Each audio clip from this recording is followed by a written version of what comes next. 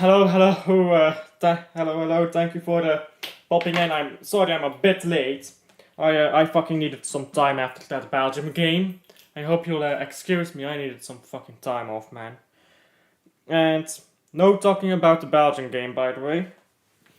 I'm gonna put that in chat. No talking about the Belgian game. And please do like and subscribe. If you talk about the Belgium game, I'm going to time you out. That's actually how fucking pissed off I am. So, we're talking about Belgium game. I'll time you out.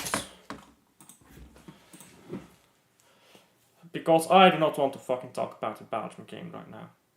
I just do not want to talk about the Belgium game. And I am so thankful that I have German ancestry here. That I can. I am so thankful that I'm part German. Because being able. Oh, fucking hell. I don't want this audio. I do not want to fucking talk about the Belgium game right now. Yes, I don't need my fucking audio, mates. I use my phone to control my stream, by the way, as you know. So if you heard my audio from my phone, I'm sorry. I turned it off now. You shouldn't hear it. And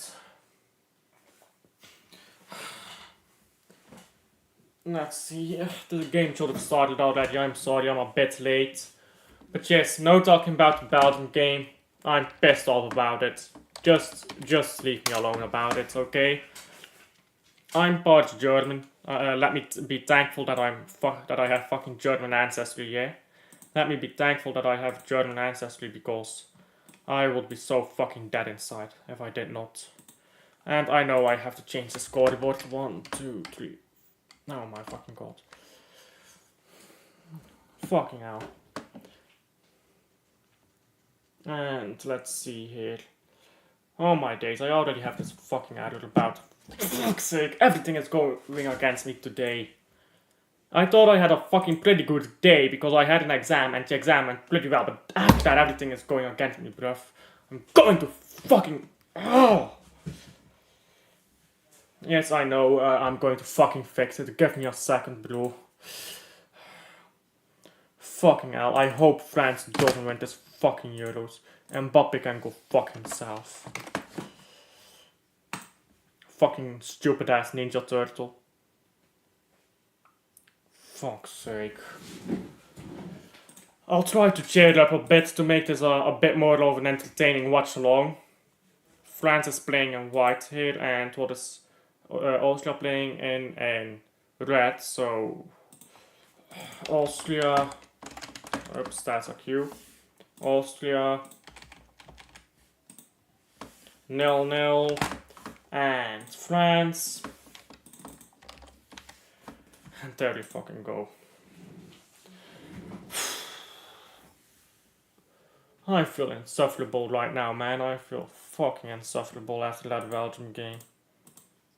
That has literally ruined my fucking day. Every minor inconvenience right now, I'm just going to fucking get angry. I swear to God. And this fucking stupid widget again. I fucking hate OBS, man. The same error again. I don't know why I keep getting it. Fuck off, OBS.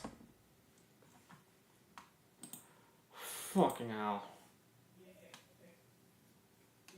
Nothing is going my way today. Nothing. Come on. This is a fucking hell of a day right now. I'm sorry, I'll try to cheer up. This is not fucking very interesting to watch, is it? Let me just watch the fucking game. Yeah, keyframes. Go fuck yourself with these stupid keyframes, by the way. Stupid ass bullshit. How about you fix your fucking website, YouTube? How about that? Fucking cancerous cunt website. The video is just fine if I'm looking in OBS itself. It's fucking YouTube that's struggling here. Fuck off. And I don't know who has who here. France is right, okay. McNaught is on the ball right now. Excuse me. France could have played in their home kits, to be fair. Red against blue, that would have been... Excuse me, that would have been fine. Oh, France almost lost the ball there in their own half. And let's hope for some decent football. Let's hope for some decent football, and that's about the only thing that's gonna fix my day. And France moving forward pretty well here. And a foul at the edge of the box. By the way, I saw some news, Manchester City news here. Apparently, we're not making a single transfer. If we don't make a single transfer in the transfer window, then I'm not going to watch Manchester City at all this season, by the way. Because they don't deserve me to watch them if they don't have ambition to make signings. And by the way, I want Bernardo Silva to leave Manchester City. I think he is absolutely horrendous. I think Bernardo Silva has about as much skill as a footballer right now at his current age as Leonardo DiCaprio has skill in acting, and Leonardo DiCaprio is not a fucking good actor. My fucking camera is fucked up here. Oh my days. What the fuck is everything today? It's just not going my way, bro. I'm actually going to fucking lose my shit. That Belgian game has completely ruined my mood, man. Maybe I should just go into fucking the Gunner stream and ask him if I can come on. Ask him if I can rant about the Belgian game. Oh my days, bro. Get this Austrian team in the bin, yeah? Get them in the fucking bin. I want to see some goals. I want to see 4 or 5 goals here today. Because that's about the only way I'll tear up from that Belgium game. Theo Hernandez here. Theo Hernandez is a proper player. Manchester City should sign him. Manchester City has to spend at least $200 or $300 million or pounds, sorry, in the transfer window this season. They have to spend. It's not about wanting. They have to spend $200 or $300 million pounds. Anything less is unacceptable and should have the entire board sacked. And yes, I'm serious about that, and that includes Pep Guardiola, because if Pep Guardiola allows them to only to not do that much, then it means Pep isn't serious about being a fucking manager at City anymore. And France has the ball here with who the fuck is even on the pitch? I didn't get a chance to check. France football, let's check. Who is on the pitch? And come on, can you fucking load? Stop taking the piss out of me. Dembele, Dembele, Griezmann, Thuram, and Mbappé on the pitch. Rabiot as well, and N'Golo Kante, Theo Hernandez, Saliba, Upamecano, Koundé, and McNall. Fucking hell, they have a good team. And a throw in here for France. Excuse me. And ball back to the French goalkeeper here. Going out to the right and going back to the middle. And now a long ball forwards by McNeil. And Griezmann wins the ball here. Griezmann, I mean. I said Grealish, I meant Griezmann, obviously. And Mbappé here. Mbappé! Corner here for France. And that's some good football. This is better football than the Belgium game. And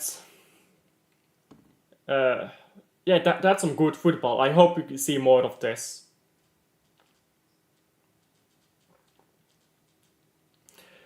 This is some real good play by Theo Hernandez. He's world class, isn't he? Theo Hernandez, he's proper world class. Manchester City has to buy him. It's about having now. Griezmann crosses it in. Fucking gets caught. Gets caught by the goalkeeper. It's way too close on the goalkeeper as well. It was a decent cross though. It was a decent cross into the box. And the Austrian goalkeeper is holding onto the ball for quite a while here. And someone lost their boot, I think. Yeah, an Austrian defender lost their boot, so that's why they're taking a while here. Predictions. Well, let's say 4-1 for France. Let's have France start this Euros off strong, yeah? France is gonna win it anyway, so might as well fucking start it strong. Might as well have France dominate football for 10 fucking years, because all these other teams are shit. All these other teams are fucking shit. And France is the only team in the world that has a proper player right now, and that's of course fucking Mbappé. That's a long ball by Sabitzer, but it doesn't reach anyone. Sabitzer is also just a shit footballer, isn't he?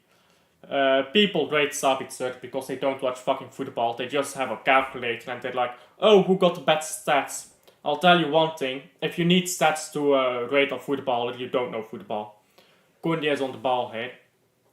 Koundé is also one of those overrated players, but France mainly plays him because he's fast, which is good for stopping counters.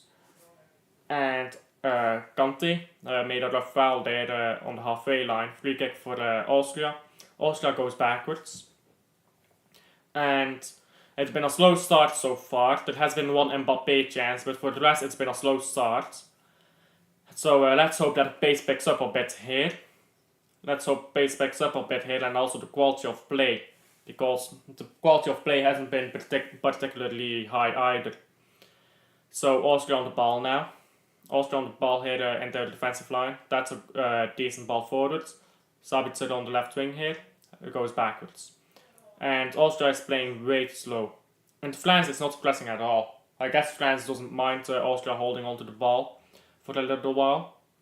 Because they know the Austrians will get impatient at some point. Now there's some pressure here.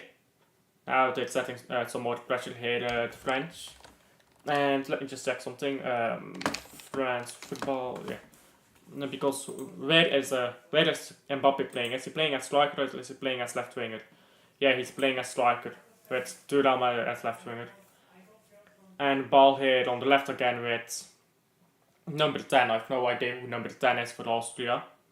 And that's some decent play here.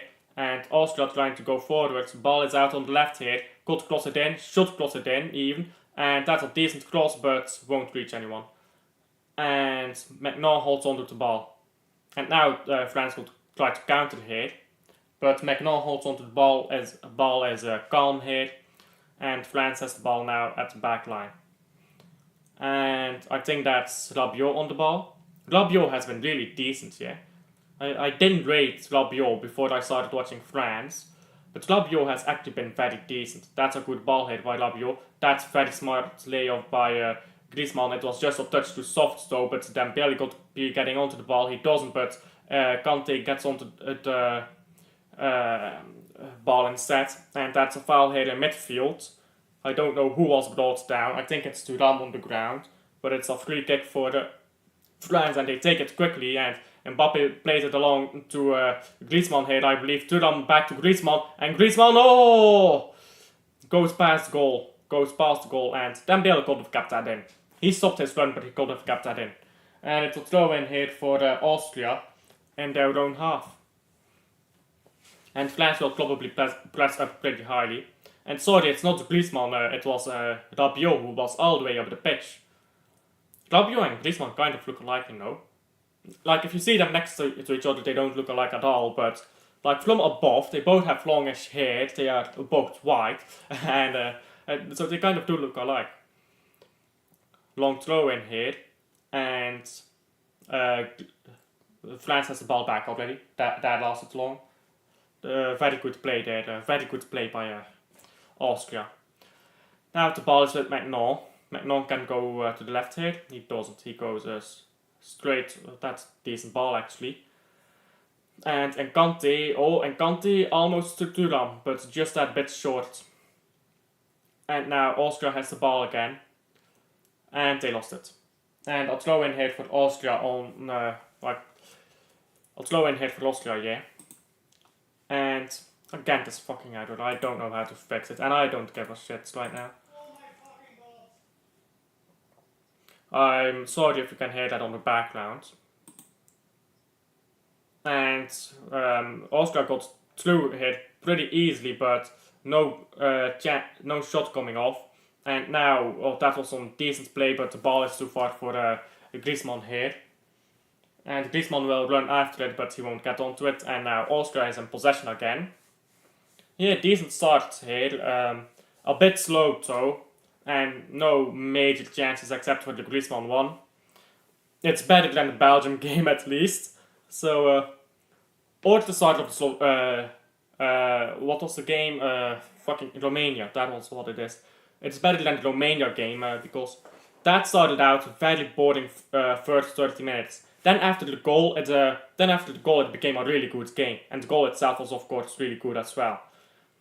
The Belgium game, let's not talk about that. And well, let's hope that this is better than that's England game, England-Serbia. And if you are coming into the chat, by the way, like and subscribe. Do me a favor. Do me a favor. Just like and subscribe and check out the channel. Because I need something to cheer me up. A 50th subscriber, yeah. Somebody come in here and subscribe. Give me that 50th subscriber. I need something to cheer me up after that Belgium game. Koundé is on the ball here. Going backwards. Upamecano is having to watch out here. Magnan is on the ball. Magnan plays it out to the left winger here. Left back, I mean. Kanté is on the ball now. Kanté could play it to Griezmann. Griezmann gets it. And Griezmann plays it on to Dembele. Let's see Dembele. Cook him that. Got inside. There you go. There weak. And you were fouled. And now Griezmann has earned a foul here on the edge of the area. It's a good crossing position. I don't think there will be a shot from here. And that's not really a foul. That's not really a foul, but oh well. They'll take it, and we will take it. Give us a goal. Give us a goal. Let's see France in the bin. Let's see them in the bin, yeah? Nobody wants to see nobody wants to see Austria winning games. Everyone thinks, oh, Austria, but nobody gives a shit, man. Nobody gives a shit about your dark horses. So, we get a goal here. Let's get a good goal here. Griezmann is taking it. Griezmann, that's a port cross. That's a port cross. And too easy to pick up there for the goalkeeper. And going forwards here. And passing into midfield here. Now the number 10 has the ball. And that's a decent ball up. And now a ball backwards. Excuse me. I've got my 50th subscribers. There we go. Talk about cheering me up. Thank you to whoever that is. I don't know if that is from the live stream or if that is from watching one of my videos. Let me check actually. Let me check. I think that might be from my Danielmo video. Doesn't look like it, but whoever that is, yeah. Whoever that is. Thank you so much. Hello. No, I'm not really a France fan. But, well, I'm half Belgium. Thank you. I'm half Belgian, I'm half German, so... Well, let's not talk about the Belgian game. But, I'm not really a France fan, but I do like Mbappé. I think he's the best player in the world. So I like watching him play football. I also like watching, what's his name, Dembele play football. Because Dembele, he's a really good player. When Dembele cuts inside, it's just... good. The only shame about Dembele is that he was never consistent. If Dembele had some consistency, he could have become world class. But Dembele has one good game and two bad games. You know what I'm saying? Oh, that was very well done by Rabiot. And onto Griezmann here on the right. And Griezmann can cut inside now. Griezmann lost the ball. That was very good going forward, especially by Rabiot. That was very good. You don't like Mbappé? Why is that? Like, do you find him boring to watch, or what is it? Yeah, Dembele is decent. Dembele can be a game changer, but the problem with him is inconsistency, and it's something similar to Scott Olsen, really, where Scott Olsen, he gets onto the ball, he moves the ball around a little bit, but oh, that's a really good corner. That almost went into goal. But Scott Olsen, he can move the ball down, he can change the game entirely. but then the next 2 games will be absolutely terrible.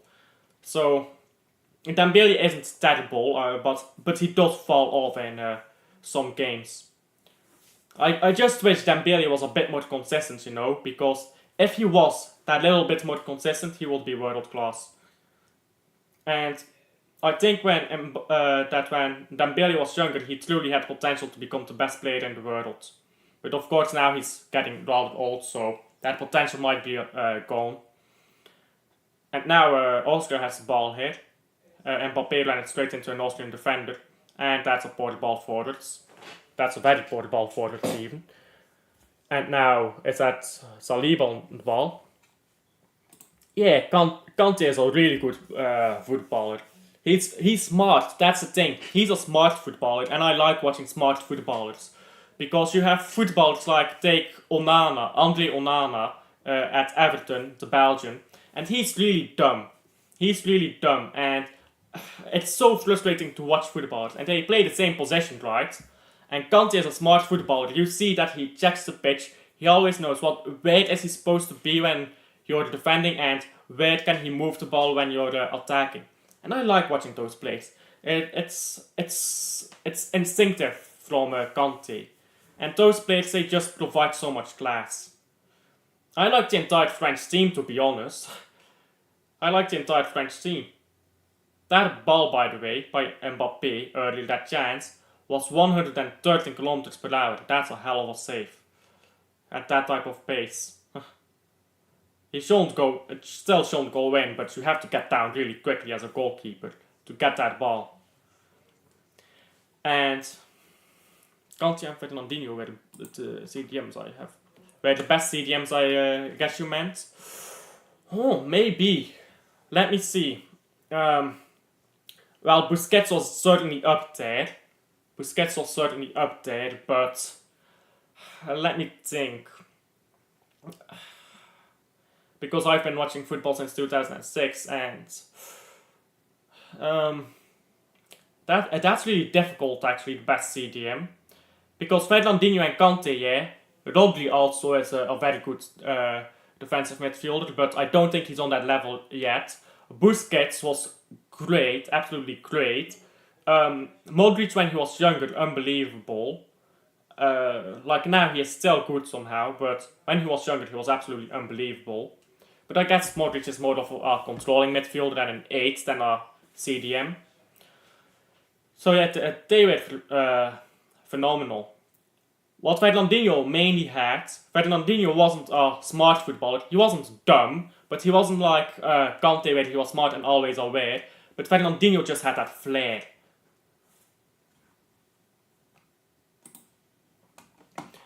Yeah, the problem with that is though, Busquets was a defensive midfielder, and he was a silent footballer. He was one of those footballers who it's easy to overlook him, yeah, because Xavi is on the pitch, Iniesta is on the pitch, Messi is on the pitch, Suarez is on the pitch, Neymar is on the pitch, Ronaldinho is on the pitch, Eto'o is on the pitch, Puyol is on the pitch. It's really easy to overlook him, right?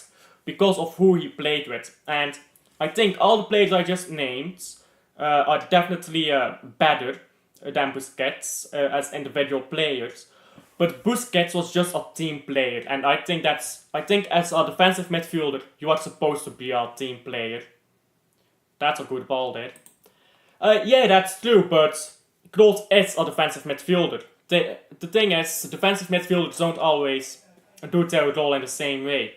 Like Kroos, when Kroos was younger, he played higher up the pitch, right? But as Kroos got older, he's gotten deeper and deeper. Now he plays really deep sometimes. Sometimes he plays as a centre back nowadays. Which, by the way, if you watch Thierry Henry, oh my god, that is some good play by France. Oof. His movements and skills, that is true. But what was I saying? Yeah, I was talking about Thierry Henry suddenly. I don't know how I came on to that, but when I, for example, compared Busquets to Thierry Henry, and I promise this comparison will make sense. So, when I compare Busquets to Thierry Henry, it's like Thierry Henry, when he got older, because of course he started as a striker left winger, when he got older, he fell deeper into midfield. Austria has a chance here, and that chance is squandered pretty quickly. That's on good defending in the box. When Thierry Henry got older, he swapped position and dropped more into midfield, and he became more of a playmaker. He was less explosive, so he made sure to involve himself a lot more with just his technical ability.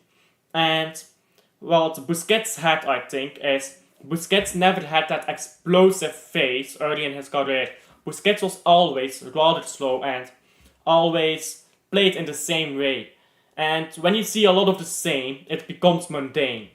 Like, take for example, Lionel Messi scoring a hat-trick and Cristiano Ronaldo scoring a hat-trick.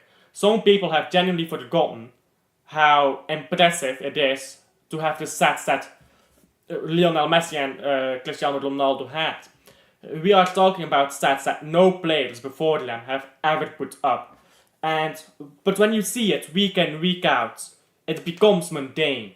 And that's the problem that Busquets had, I think, in his career. He did the same thing in his entire career. He did it to different degrees of success, I suppose, of quality, should I say. But it was the same thing he did. And that's why it becomes a bit mundane. But yeah, Busquets' best skill, was just his positioning. The position of Busquets was always he was always in the right place. And just being in the right place, it's so difficult. Especially as someone who has played football at academy level. Yeah, thank you. I've had a very great first month because this is my first month, doing YouTube. I guess I started my channel 2 months before this month, so 3 months ago. But I uploaded 2 videos in a month.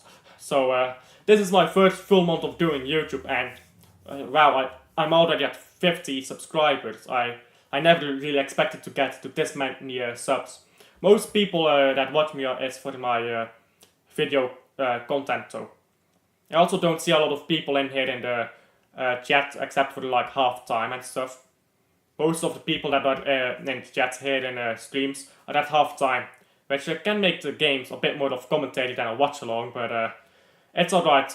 We'll get more views when the channel grows.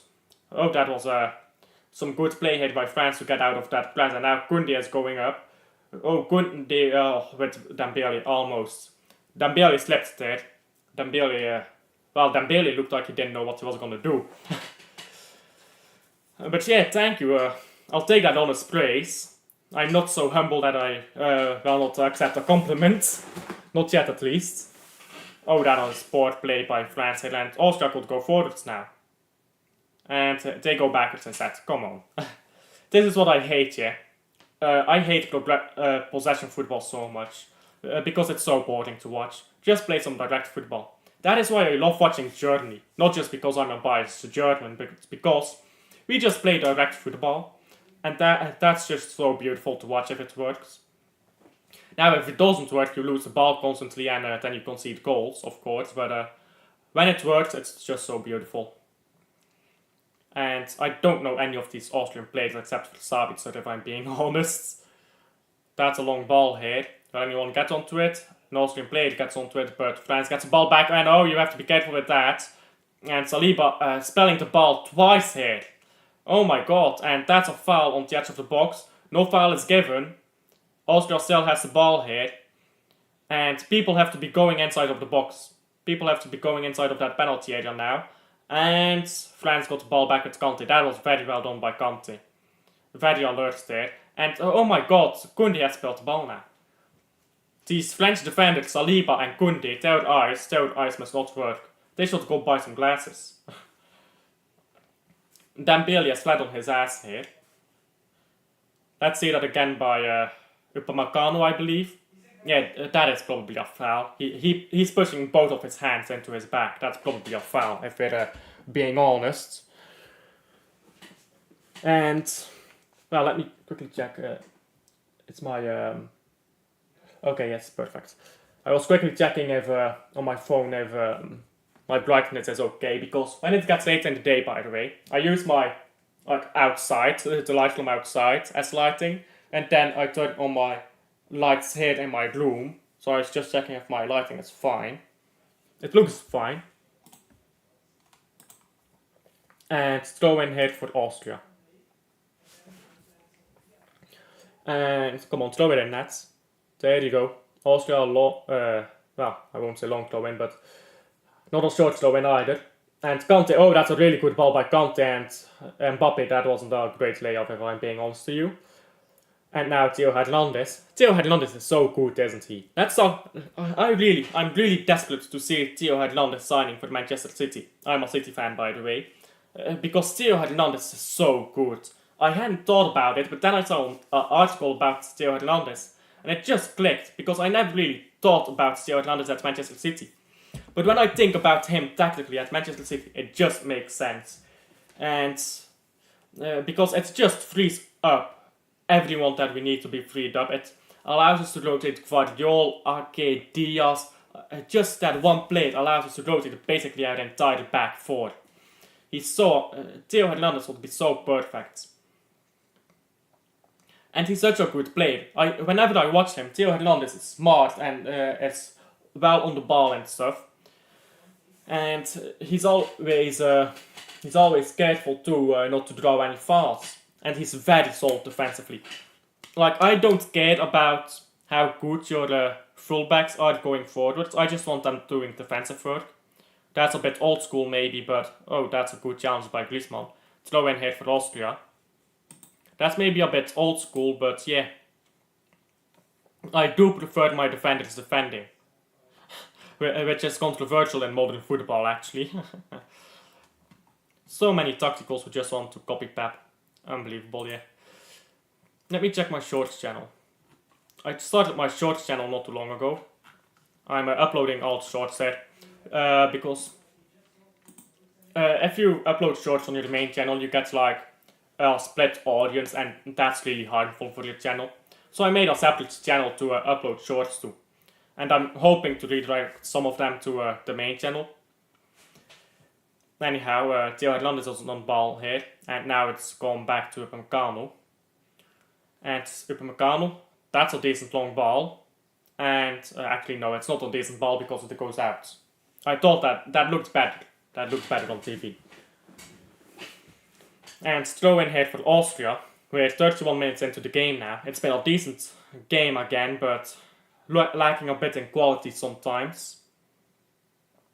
Oh, that's some good play here by France to win the ball back and to keep the ball. Rabiot, oh sorry, that's Griezmann. I keep messing up with Griezmann and Rabiot. And Saliba here slowing the attack down, but not doing enough. And Magnon, that is very well done by Magnon to keep that ball in play. That is very well done. And France has the ball here with Upamecano. Could give a deep one here. There you go, that's a better ball. And now going out wide to Kylian Mbappe. Mbappe got inside here. Oh, looking for a 1-2 maybe. Oh, that didn't quite come off. But it was a decent attempt. Mbappe here. Mbappe tries to shoot. Come on. Think, Mbappe. Someone is standing right before you. You know your shot is going to get blocked. Think.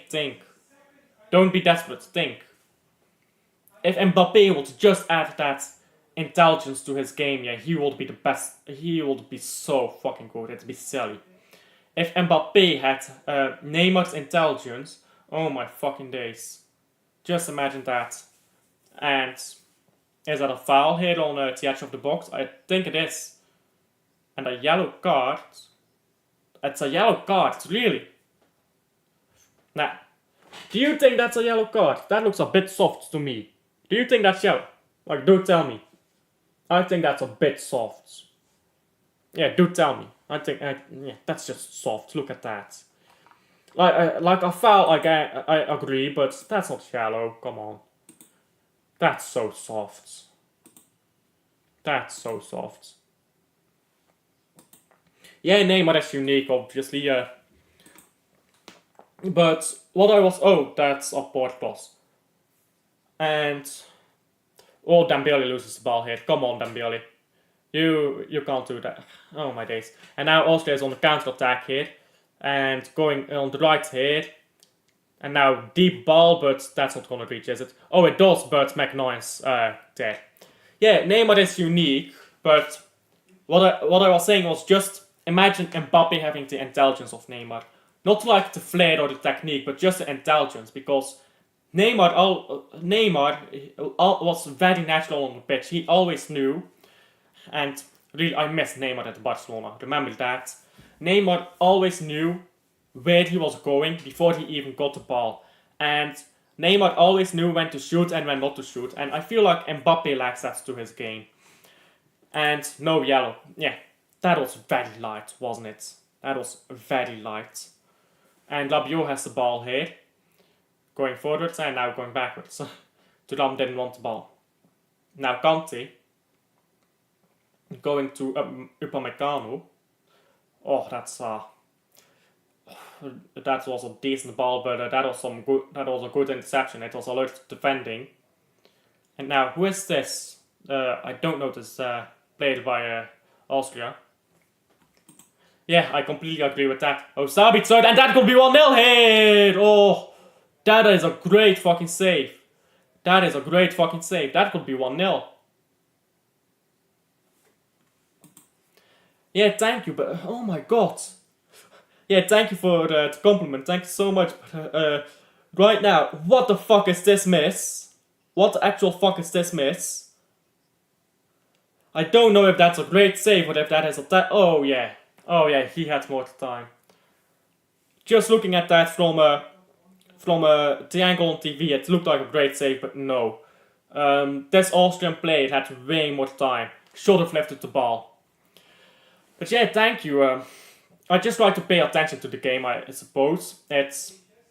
I think when you watch football, you can't be brain certain off. There's a lot of people who just watch football without really thinking about it, which I don't think. I think when you watch football, you have to think about it, right? Like when I was watching the game, which one was it? Was it the Hungary game? I believe it was Hungary, right? Switzerland. When I was watching that game, I was constantly looking at the lines because the line of Hungary was just abysmal. And Mbappe is on ball here on Thuram, but he's blocked here, and he won't go anywhere with that. Yeah, that's really it nowadays, isn't it? Football back in the days was just about the team being better. And when I say back in the days, I mean like the 1990s. And I wasn't alive back then, but my grandpa was. Oh my god, my grandpa has seen some proper footballers, man. My grandpa has seen everyone from Di Stefano up to this current generation. It's unbelievable the type of footballers he has seen. I wish I had the chance to see those footballers. But yeah, football back in the day was a lot smaller as a business. And because of that, there was a lot less media around it. And when there is less media, it's less about storylines and more about winning. Oh, that is a ball spilled here and Dembele almost lost it in. Now Dembele can try again. Here Mbappe. Mbappe, what can he do? He's running himself into trouble here, but that's very well done. And oh, an own goal by Austria. That is very unlucky. That is very unlucky. But an own goal by Austria for France. That is very well done by Mbappe. It's well done, but let's be honest, he probably lost the control of the ball there and put in a desperate cross, but well, it comes off. And the reason why it's become storylines, in my opinion, is because of how much the sport has grown. And just when sport grows that much as a business, you get a lot more media around it. And I find it a bit unfortunate. Because when football is storylines, it becomes less about the football, doesn't it? Yeah, what the fuck is this defender doing, actually? Well, what is this? Let me re-see that goal. Because, yeah, Mbappe goes backwards. What? Is he trying to head it into his own goal? What the fuck is that? What the fuck was that defender doing? Do tell me, because I have no idea. Yeah, it was unfortunate. That is unfortunate, but I think the defender was trying to head it into the other direction, but he wasn't paying attention he wasn't looking at the ball. Because, yeah, he should have known at that angle it would have flown into his own goal. Excuse me, I've got hiccups. again. I had hiccups earlier on in the Belgian stream. And I also had my microphone muted for like 5 minutes until Silt told me it was muted. So yeah, if my microphone is muted, by the way, do tell me, because there's literally no way for me to tell. This microphone, there's a button on the top here to mute it, and if you just go over it, so I have literally no idea when it is muted and when it isn't, because it doesn't show me. So that's a bit annoying about this microphone. Probably, yeah. And well, there's been a foul here now. I wasn't paying attention to the game much. What's happened here? Free kick for Austria. Oh no, sorry, it's a throw-in for France. I thought this was a free kick. Oh yeah, it's referee's ball. Okay, I see. Probably someone who got fouled or whatever. I have no idea. Yeah, I wasn't paying attention. Ball here at the Austrian defenders. They can try to move forwards now. France defense very deep, like they always do, but you know what the thing is? France defends very deep and they are very disciplined when defending, and a lot of people hate that. But I kind of like it. I kind of like the way France defends, because it's very disciplined defending. It's very good defending. Oh, that's very well done by Koundé. Doesn't get panicked, guards the ball over the goal line, or well, the back line. And yeah, I like the way France defends. A lot of people say it's boring and that they're parking the bus, but France goes forwards well, and France attacks with intent. So yeah, I like the way France defends, because they're not always trying to press. They're not always in a rush. It's very controlled. It's very calm, and it makes for some good games as well. Though I suppose it does leave them. It does cause them to sink in a bit sometimes, which only is to their own detriment, I suppose. You also have to think their manager was a defender back in the day, so he's got a defensive mindset. A lot of managers nowadays actually are like attacking-minded players. You don't see a lot of footballing managers right now that have careers as defenders. I think we need to see more of that, because the art of defending is kind of lost in football. And that's a poor clearance here by Koundé, and Austria will have the ball again. Oh, Mbappé gets the ball. It's a throw-in for Austria, so. It's a throw-in for Austria.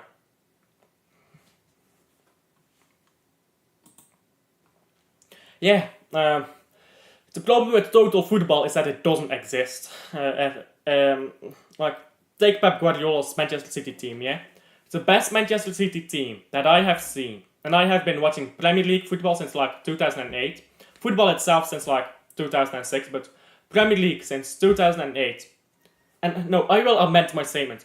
The best Premier League team ever was Pep Guardiola's treble-winning team.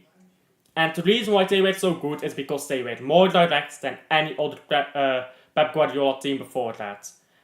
And there was no... Pep broke his own total football ideology, and he won the treble.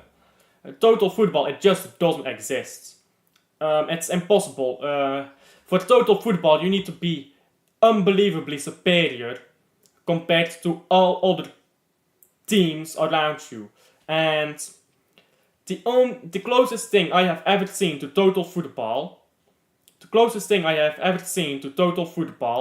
is probably prime Barcelona.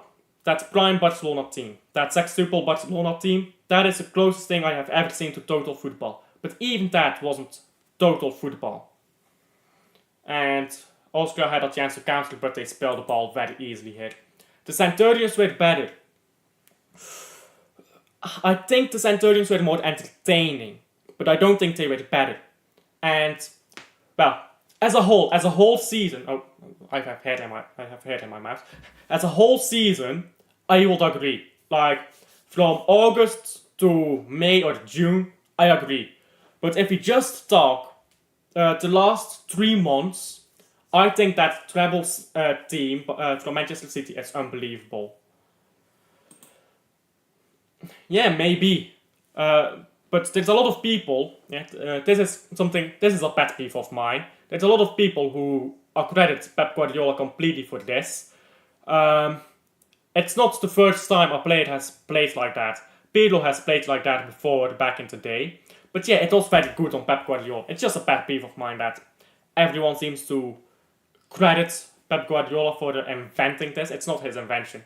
Pirlo did it, Lothar Matthaus did it, but the way John Stones did it is very unique, I think. And well, yeah, but every treble is fortunate when you really dig it. Manchester United's treble is the lowest point finishing tally for a Premier League winner in like the Premier League history. And so when you get trebles, you need to get fortunate. The FA Cup, they also had a bit of luck winning that. And the final of the Champions League, they played decently, but by the way, you can watch Champions League finals for legally on UEFA TV. I don't know if you need the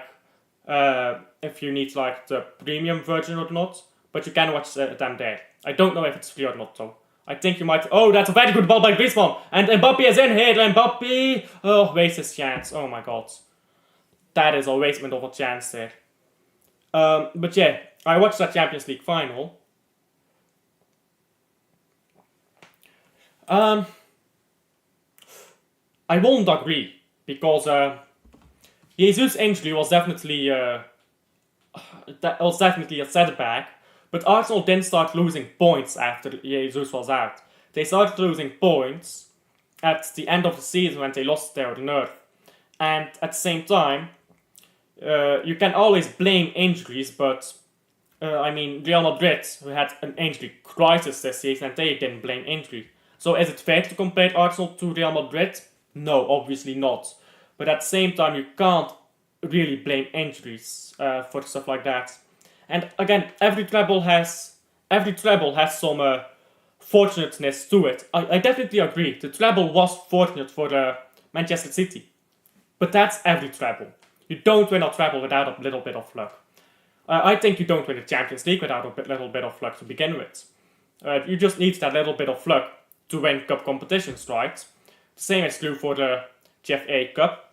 And even for the league title, again, your opponent getting injuries when it matters, your opponent dropping unfortunate points when it happens. Yeah, I agree with that. And the first half is done here, so let me pause the timer. Oh wait, I just realized I don't have this live chat on. I just realized that. I'm so sorry. I didn't realize I had this on or off. Let me see here. How do I pause this timer again? Right, like this. And let me set it to 45 minutes quickly. And yeah. Give me a second. Oh my days, my Chrome is bugging again. Mix of that's actually a very unique analogy. Yeah, it felt better. I agree with that. It was more entertaining to watch. But when I say this treble season was better, I mean like pure footballing ability. I do agree the Centurion team was more entertaining to watch, so I agree with that. But it's like Brazil, right? Brazil is a very entertaining team to watch, always has been. But they're not always the best team in the world, right? So I think it's a bit of that. And I will go fetch a bottle of water very quickly. So I'll be right back, so yeah. Unlucky with the Tottenham. Yeah. I agree. But at the same time, Tottenham has lost a lot of finals. And you have to evaluate where does that come from. Is it unlucky? I suppose on the grand or on the smaller scale it is being unlucky. But when you get unlucky a lot of times in a row, you have to evaluate that it maybe comes from somewhere else. And Tottenham is actually a club that is just poorly run. It's just a poorly run club. Daniel Levy doesn't care about winning. He just wants to line his pockets. But yeah, I'll quickly fetch a bottle of water. I'll be right back. So I'll be right back. Don't go anywhere. Yeah, I can't force you obviously, but I'll be right back. Oh my days, and now my Wi-Fi is bugging. Oh my days, I will have a seizure. I will have an aneurysm even. Can this work please? Wi-Fi. Thank you. There you go. My Wi-Fi is taking the piss out of me now. Anyhow, I'll be right back. Give me a second.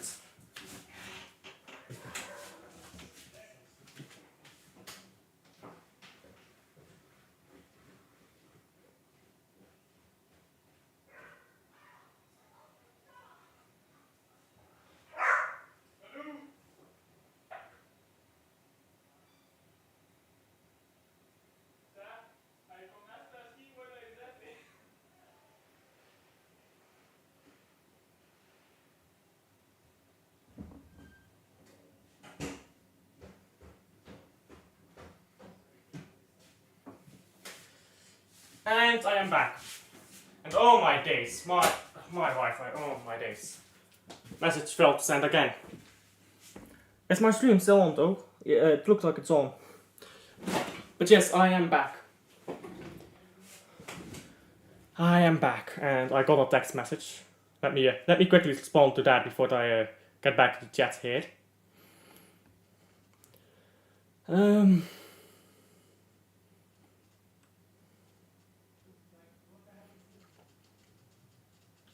And right, let's talk about that first half of football, shall we? We've seen some decent football, and a decent goal, a very decent goal, but let's be honest, there was a lack of quality, I believe, and there was a lack of awareness as well, especially by some of the French defenders, like Saliba, spilling the ball, then immediately Koundé spilling the ball, then a little bit later, was it Rabiot or was it, I think it was Rabiot, spilling the ball. So, like, that happened in like 3 minutes. So there's a lack of maybe calmness or awareness there. Maybe they're not completely taking the game seriously, after going a goal up. Mbappe dropping a stinker. That's a bit harsh, but he hasn't been playing well. I'll agree with you there, he hasn't played well. But that's a bit harsh to say he's dropped a stinker. But yeah, he has to do better than Mbappe.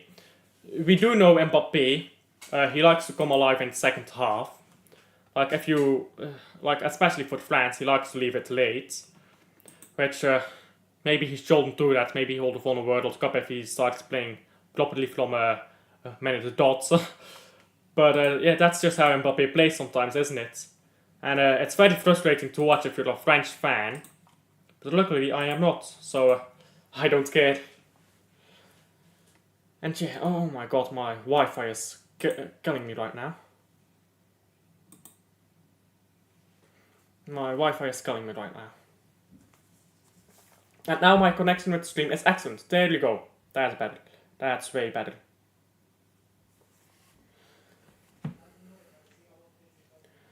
Oh my days. Can you just... There you go. There you go.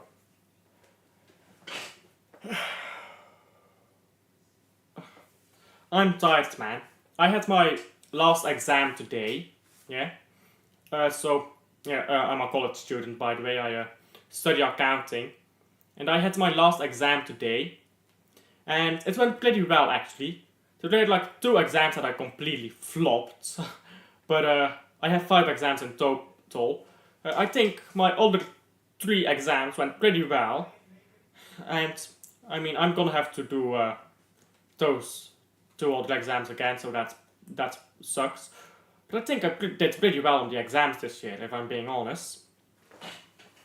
I only failed 1 exam in the first year, so I think I did pretty well.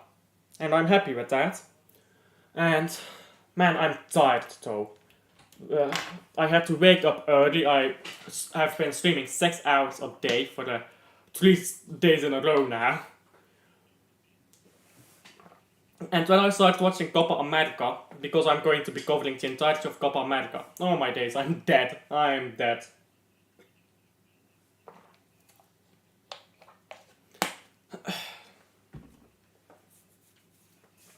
And my arms are itchy. I'm covered in mosquito bites, by the way. I'm covered, absolutely covered. And it's not fun. I'd like to not be covered in mosquito bites. That is preferable. But beggars can't be choosers. Oh my days. Let me just see. Oh my fuck. I've gained 40 subscribers in 1 month. Oh my days, that's ridiculous. Thank you so much to anyone who has subscribed here. I know that most of you are in here for the, like, my main content, which is like my videos, but thank you so much. Thank you so much. I had 639 views on a single day. Where, oh, that was for the club, I suppose. That video I did on them. Yeah, that got me a lot of attention actually. A lot of salt too, because people didn't like me calling their favorite YouTubers liars, but I mean they are. I'm still getting views on that. I'm still getting views on that Rodrigo video, by the way. That's ridiculous. Let's see, that Rodrigo video. I have gotten 7 views in the last 48 hours for that. That's ridiculous. Excuse me, again, I've got hiccups right now. Not the greatest time to be having hiccups. And first half so far, one thing I did notice with France is, while France was playing, oh yeah, it's a rumor, first of all. I should clarify, it's a rumor, it's not a confirmed, it's a rumor. So I should clarify that. But allegedly, Manchester City is not thinking about doing any transfers unless they sell any players. Which, of course, they have already signed Savio. Savio is already confirmed. So that excludes Savio. And I think Savio fixes one of the issues that Manchester City is facing on the left wing. So you move Doku to the right wing then, and then you can rotate Grealish and Savio on the left wing. And then you have Doku on the right wing. You buy a new right winger, and you can have Doku rotate to that new right winger. Or you can have Doku on the right wing and rotate him with Oscar Bob. Whichever you do, that is fine. But I would like a new right winger, just to help Manchester City, just to add some depth, you know. Like, it doesn't have to be the greatest player in the world. It can be Eze, for example. Eze could be playing on that right wing position. It doesn't have to be the greatest player in the world. But the problem is, Manchester City needs a new backup defensive midfielder, and they absolutely need a new left back. And I'm looking at Theo Hernandez. And Theo Hernandez, I'm going to make an entire video on him. So I still have to look up a few things, and I'm still trying to figure out exactly how Theo Hernandez is going to work. But basically, Theo Hernandez, he allows you to rest the entire back line. And Manchester City doesn't seem to be interested in signing any new defenders, which is a big shame because we are lacking in depth. Because John Stones' injury completely ruined Manchester City in the first half of the season. Because we couldn't figure out a way to play differently. And of course we do have Echeverri, who is going to Girona now. Girona, depends on how you want to pronounce it. But yeah, we have Echeverri going to Girona, I suppose. And in Spanish is a really weird language. And in some parts of Spain it will be pronounced Girona, and in other parts it will be pronounced Girona. I don't know how it is. Anyhow, so Echeverri is going to Girona. And why I would like Echeverri is, Echeverri will be a potential De Bruyne replacement. The problem is, that's potential. We don't know how good he actually is. And I think Manchester City needs to bring in a Kevin De Bruyne replacement before De Bruyne leaves. So is De Bruyne signing an extension? I don't know, but yeah, it's very weird. Manchester City could be spending 200, 300 million euros in this transfer window. But they're just not interested, and that's very weird to me. I don't know why Manchester City is sitting on their money. Like, it's Manchester City is the second richest club in the world, behind Real Madrid. And well, I suppose Manchester United is rich, but they can't spend all of their money due to FFP, due to generating losses a few years in a row. But yeah, Manchester City could spend so much money and they're just not doing it, which is just very weird to me. So it is. So again, to repeat, it is just a rumor. It's not confirmed to be real or anything like that. Yeah. But anyhow, I do think the second half will be starting soon. So let me see if the second half is starting soon.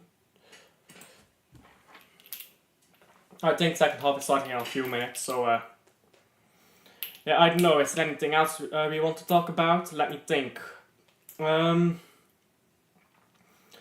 I do want to talk about the Belgian team actually, but I think I'll do that in my fan cam tomorrow. I don't even want to record my fan cam today.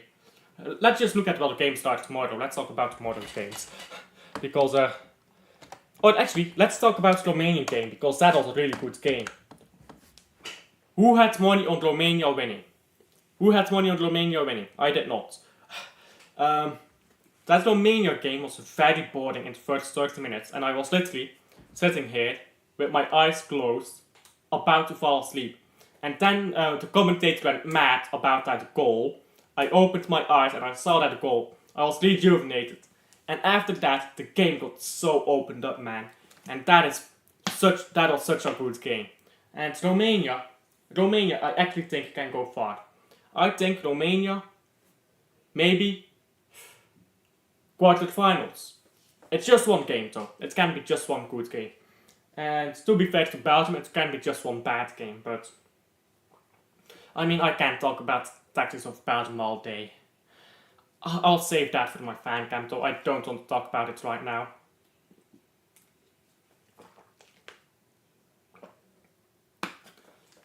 But yeah, second half is about to kick off, so let me prepare here to get the timer going. And let's hope for the even better second half, because first half has been decent, but I want a good second half now. And come on, kick off already. Come on. Hurry up. Always takes them so long to do these kickoffs, man. Can they hurry up? Oh my god, Mbappé. Just take kickoff, mate. Just take kickoff. There you fucking go. Taking the piss out of me here. Taking the piss out of me live on live stream. And which one is left? This is right. And let me put these in, otherwise I can't hit anything. And Magnon was playing risky there. I hate how this commentator says Magnon, by the way. He says Magnon. Is that how you pronounce it? Is that actually how you pronounce it? Because if so, I think he has to change how his name is pronounced. Because I don't like it. Oh, oh yeah, it was just off the line actually.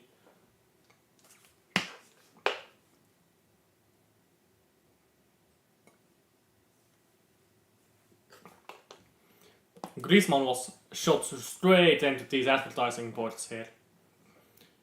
Is he bleeding? Yeah, he is bleeding. And you'd have to think, that it's like a safer way to set up these stadia than with these advertisement boards straight next to the pitch. Because, I mean, oh my days. He just got pushed straight into that advertisement board.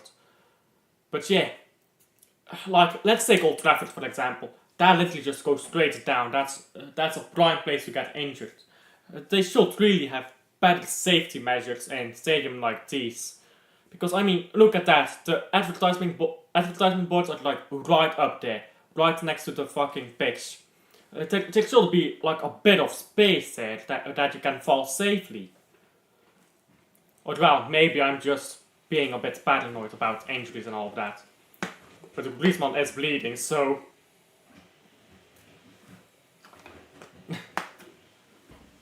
and where's this on the ball here? I don't know. I don't know these Austrian players. The only one I know is Sabitzer, I'll be honest. Austria is on the ball here on the right toe. And Bosch is on the ball now. Well, I know Bosch as well. But Bosch and Sabitzer, that's the only players I know of Austria. Going to the left now. They need to pick up the pace a little bit. Because they'll never break down this French team if they don't play quicker. And the reason why is that this French team is just so compact. You need to play the ball around quickly. And you need to either circulate it around, just go left, right until there's a gap. But Austria is not good enough for that. So then you need to cross it immediately. Just get the ball to the flank and then immediately cross it. That shot was way far.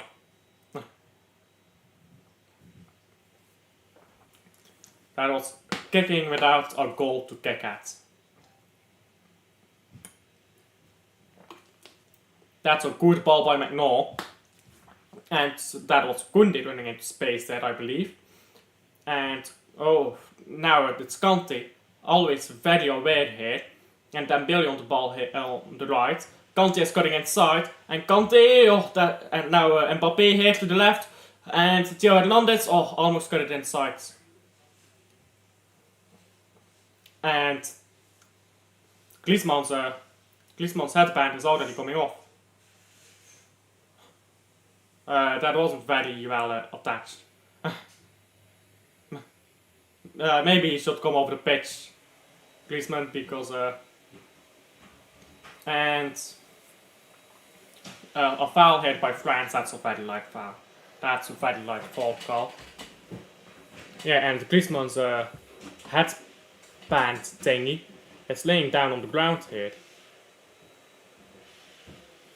And the ball is being played forward now by that guy. And now goalkeeper of Austria going to the left here. Oh, that was a poor ball. That was a poor ball. Just played themselves into trouble and then losing the ball like that. Koundé is taking throw in. I'm reckoning he's going to go long. Come on, throw it long, mate. Or go backwards. Just throw it in. There you go. And now Saliba on the ball. Saliba back to Upamecano. And if I look at this Austrian shape right now, if I look at this Austrian defensive shape, it's compact, but there's so much space between the two lines. The display is stepping up. Which I guess makes it less of an issue. But the two lines are too far apart, and it's not as bad as the Hungary game. But basically, you have your defensive line, and then you have your first line of defense, and then you have your midfield line, yeah, your second line of defense, or however you want to call it. And the problem is, if your two lines of defense are too far apart, you create spaces between them, those pockets that quick players can absolutely exploit. And a way to fix that is by having a pivot between them, or having people step up. But an even better way to fix that is by just making the lines a bit smaller. It doesn't have to be that big, you know. Like, I get that you want to press, but if you want to press, you have to press it the entire team has to go forward if you want to press each other. Like, pressing is a team activity. You have to go forward as a team and you have to go backwards as a team. You can't just go forward with your midfield and your attackers and then leave your defenders behind. Even if you have a pivot, which in this case Austria does not. And Austria is playing some decent football, but they lose the ball to the sidelines here. And Theo Hernandez has throw in here. And throw in done quickly here, and ball back to Upamecano. Upamecano was quick to play it back. That was some better awareness than in the first half. Now some decent football here by France, but they lost the ball. But Dembele has gotten it back, so he's gotten it back very quickly. Dembele has to play it away here. he's playing himself in trouble. He played it away, and Mbappé can't hold on to it. And now Austria is onto the ball again. And Austria is going forwards now. Number 5 has the ball here, Bosch. And now going into midfield. Now go to the left. Come on, play the ball forwards. Play the ball forwards. You have to play faster than this if you want to beat France. Sabitzer is on the ball. And now he's not anymore. And now that's a pretty good ball. That's a very good ball. And now cross it. And oh, that is good defending by France. I think that's Upamecano who got his head onto that. And Griezmann loses the ball, but France gets it back immediately. And now Thuram can go forwards. Now Mbappé, that's a very good ball for Thuram. And Thuram can score here. Chance has gone for Thuram, but he still got the ball here on the edge of the box. Now Mbappé. There was just a split second where Thuram could have maybe chipped the goalkeeper. And Griezmann is sleeping. He should not be standing offside there. Griezmann has to wake up. And Mbappé again. And ball onto the other side of the pitch now. Dembele now. And that's a poor ball. And it's a goal kick here for Austria. My shoulder hurts. Oh my days. I'm getting old. I'm getting old. I'm complaining about my joints now. And that was a close call there with Griezmann and that Austrian played. They almost went straight into each other there. And Austria has the ball with their goalkeeper. And yeah, just playing way too slowly here, Austria. You have to get that ball forwards. You have to get that ball forwards more. The number 4 here for Austria. Now on the other side. Are they trying to lure France out of their shell? I'm guessing that's what they're doing, trying to play football like this. The problem is you're not good enough to play football like this against France. Yeah, now they're trying to play forwards a bit more, and that's a pretty good ball, and that's a good action here, running forward nicely, but France has recouped the ball. And that's a good ball here. Oh, that's a very good ball, and Mbappé can be onto it here, and Mbappé is onto it here, and he has to score, and oh my days!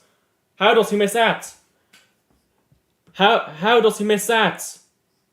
How does he miss that? Oh my days. Oh my fucking days.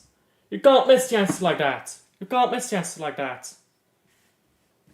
Oh my days, what the fuck did I just see? How did he miss that? How did he miss that? Oh my fucking days. Oh my fucking days. And Mbappé had to score there, he didn't.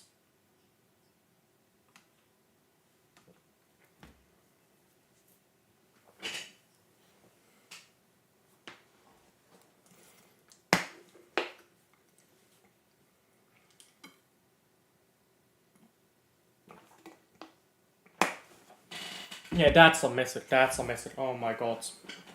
How do you miss chances like that?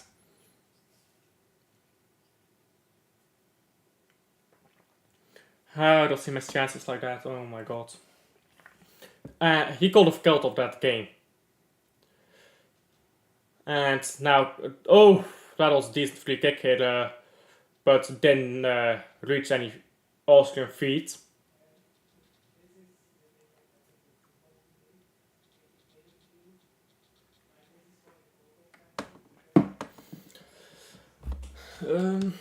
And corner hit for Austria.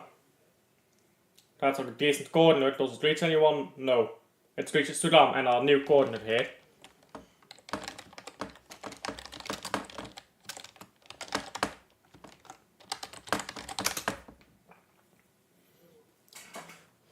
And another corner taken in here. This one wasn't that as good as the previous one. And the ball is rolled over for a goal kick. You know the corner is bad when it's rolled out for a goal kick. And yeah, goal kick ahead for France. It's taking them a while to take it.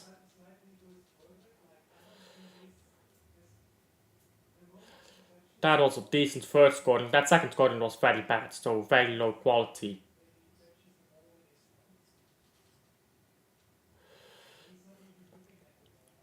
And ball is back to the Austrian goalkeeper here. Griezmann looks shaken. I mean, he probably has a concussion right now, I can't lie. He got shoved into that advertisement board just a few seconds ago. So yeah, it makes sense that he looks shaken. I haven't really paid much attention to it, but I can see where it's coming from. He's a bit slow to respond, I suppose. I think shaken isn't quite the right word, though. I think it's more baffed. He's very slow right now to see what's going around him.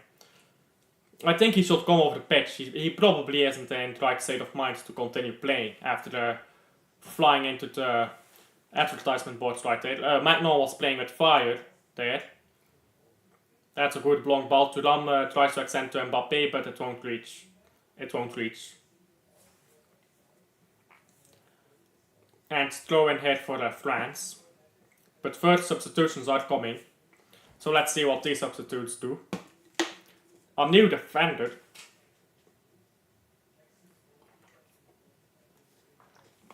I guess if you want to get a draw, you have to stay in the game first. A new attacker too. And who else is coming on here? Let's see. Number 23. I guess he's a midfielder. So, how are they gonna play here?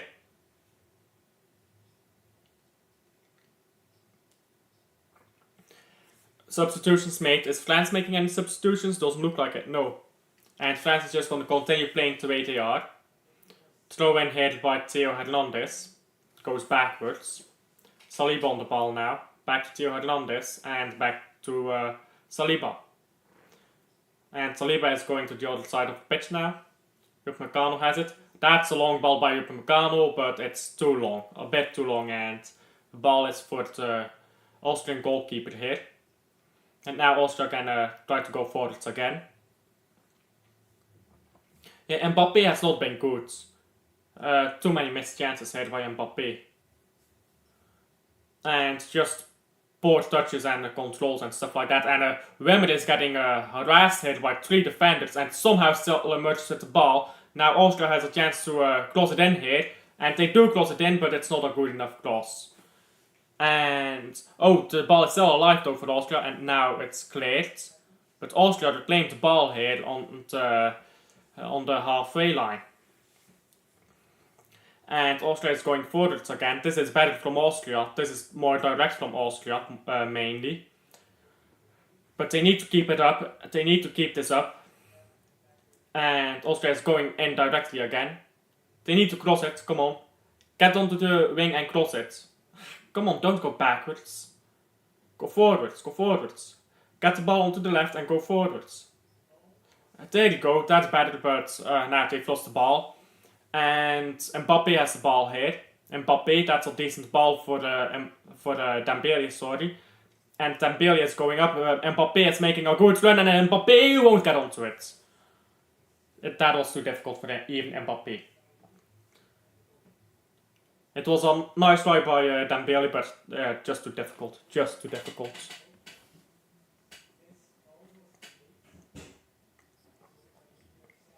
And Austria is gonna continue piling on the pressure here. So France is gonna have to score at some point. That's a really good ball, but it's well defended. And someone goes down in the box, but referee says no penalty. Referee says no penalty. VAR will check it, but I don't think it is a penalty. I think he goes down a bit easily. Let's see that. Let's see that on the replay. Oh. Yeah, okay, no. That is not a penalty. That is not a penalty, way too little contact. Might have been a penalty if it was a bit more contact, but yeah. Sabitzer is looking for the contact there. He's being a bit devious trying to get that penalty. And just play on. Just play on. Goal kick here for the Magnon. Magnon got played forwards here. And that's a long ball forwards, but it's going straight to a pack of Austrians. And Austria has the ball again here. And Austria can go forwards again here. And that's a good ball forwards to Sabitzer. Sabitzer is on the ball, but he has to go backwards. Has to play back. Now go to the other side of the pitch and cross it in. Come on, play faster. You have to play faster, lads. You have to play faster.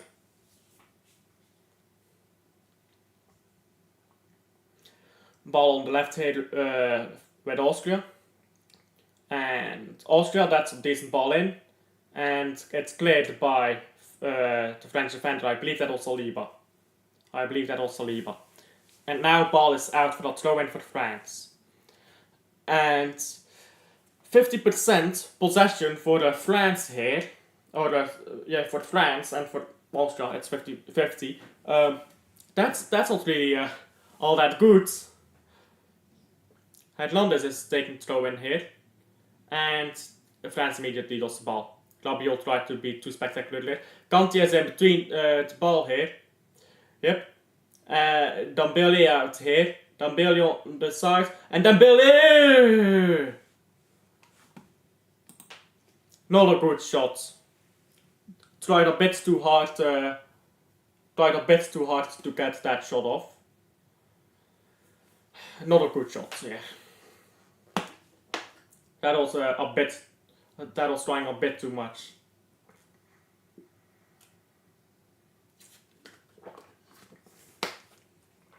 And Austria has the ball again. And still, as you say, still 1-0. And that means potentially 1-1. And the Austrians will absolutely fight for that point. The Austrians will absolutely try to get that point. And Austria is going in here with a very good dribble, but that's a good tackle by Koundé. That was a very good chance by Koundé.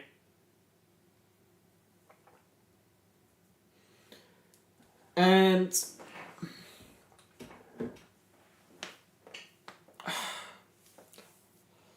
now Wimmer is taking the corners instead of Sabitzer. The referee is talking to the players in the 6-yard box here. You can touch each other, but you can't be gay. No, not be gay. No gay touch. That is not gets friendly. And a poor corner here. Doesn't even reach the goal. And oh. Dembele gets on the ball and he gets to Kanté in fact. And Mbappé is out here on the left. They have to cross it. You have to cross it, lad. And Kanté is dribbling, but he has to cross it. And that cross wasn't good enough. Wasted a bit too much time with crossing it, I believe. He had to cross it earlier.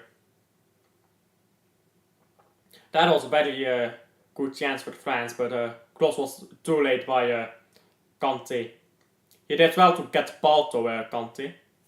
And Theo Hernandez now pushing up. Mbappé playing rather deep. Mbappé, that's a really good ball for Theo Hernandez. And Theo Hernandez throws it in front of goal and Griezmann almost. How is it still 1-0 here? And now ball for Koundé! And it hits someone on the way through and it doesn't reach the goal.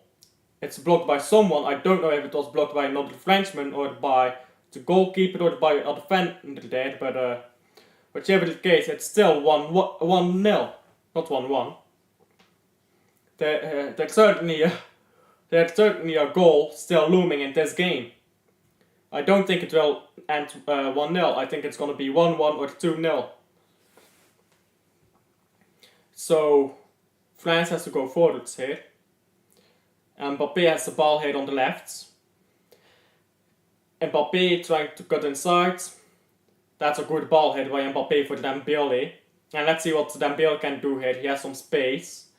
He has some time. That's a good ball to Kante. And Kante, that's a very good ball. And in front of goal. And Tudam, oh, that's a decent save. But Tudam has to do better there. He has to put it in front of the net.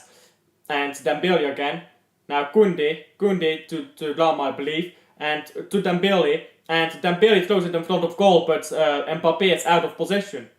And if Mbappé was in his position, he might have been able to profit off that ball. And now we're going backwards with France. Now we're going backwards. And now we're going on to the left with Theo Hernandez, but again we're going backwards to Saliba. And still no substitutions for France. So we're reaching 70 minutes. You'd think that substitutions are coming soon. And no, that's a ball to Theo Hernandez here. Hernandez, yeah, play has slowed down a bit. And France is trying to lure Austria out of their shell, because when Austria comes forward to press, by the way, there's just way too much space between their lines. Just way too much space between their two lines of defense when Austria comes to press.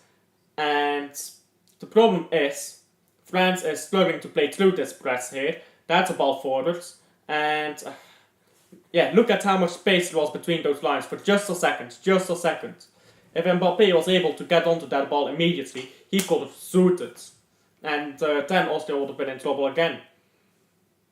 But they run back quickly, that's good. Good recovery runs there. Well, this game is far more entertaining. That England game was a bore. I spent 60 minutes of that England game talking about tactics. I pulled out a tactical pad, and I spent 60 minutes talking about the tactics of England. That was actually such a boring game that England won. It's similar. I understand that. I understand what you mean by that, but this is way more entertaining, I believe.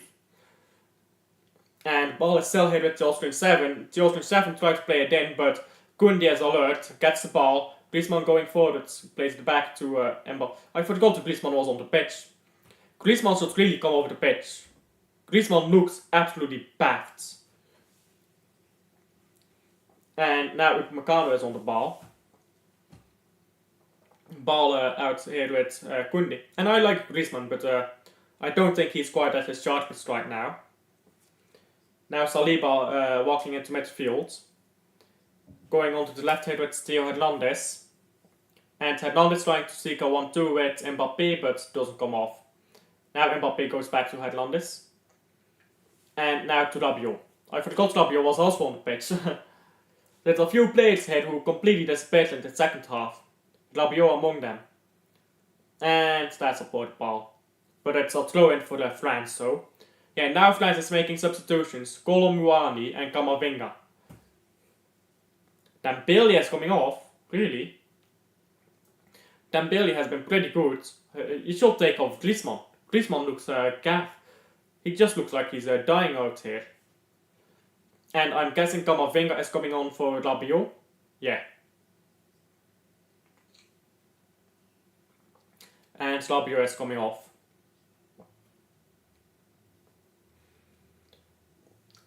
Camavinga, by the way, he's such a good player. How doesn't he start this game? How doesn't Camavinga start? I guess he's just getting rested because Camavinga is easily... Camavinga is such a quality player. If Camavinga, didn't play against Manchester City in the second leg, Manchester City win that game. And they go through the Champions League semi-final. And if they go to the semi-final, I reckon Manchester City probably play the final as well. And I reckon they win the final against Dortmund. Camavinga, just such a player of such stature as well. And I don't mean physicality, but aura. And Austria has the ball again here. Still 1-0 as you said earlier.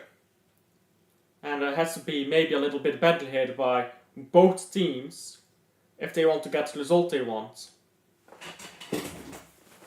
Because surely if you are France, you are trying to kill this game off right now. And this game, it looks more and more alive by the second. At the same time, if you're Austria, you're going to need that goal at some point, because if you don't score soon, France will score at some point. So it has to happen at some point here.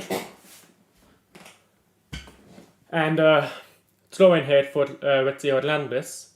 Theo Hernandez has the ball again. And Theo Hernandez, that's very well done by him. He's going forwards here on the left. But he's running into trouble, has to go back. Camavinga here now. Now to Ram. To Ram, 1-2 with Theo Hernandez. And Mbappe has to be in the box, come on. And what the fuck is that? What the fuck was that? What am I watching here? That is probably the worst cross I have ever seen.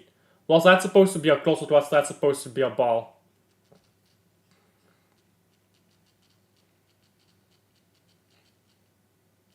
What the actual fuck was that? Cross or shot?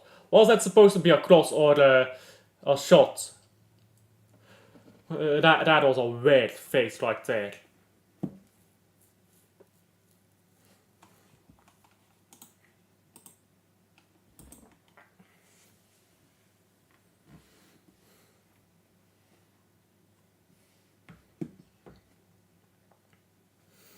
And ball here with Austria.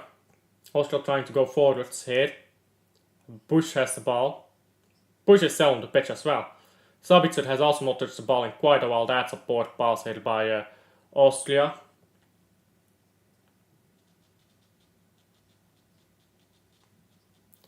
And throw in for France now.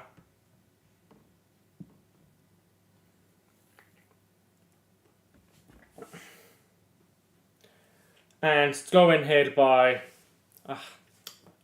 foul here by France, and it's a free kick for Austria. Free kick is taken quickly, and Austria can go forward here on the right, but it's moving a bit slowly. They're moving too slow again, Austria. On the right side, Austria, come on, and ran into trouble, but draws a foul by going onto the touchline, going straight onto the touchline, trying to draw that foul.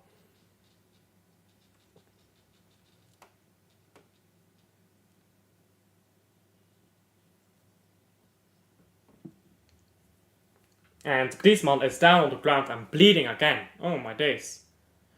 Just come over the pitch, mate. Just come over the pitch. You are getting your ass handed to you. Oh, that looks painful. Looking at that again, that looks painful.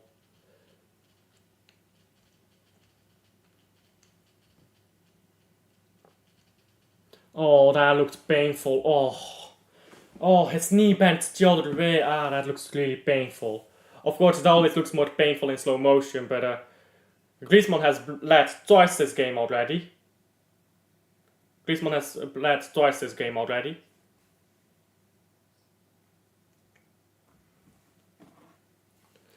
And Austria has the ball again here.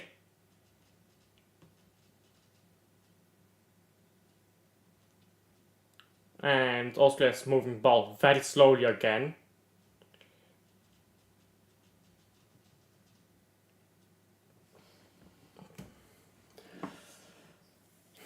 And yeah, Griezmann is still on the pitch. He's been struggling. Griezmann.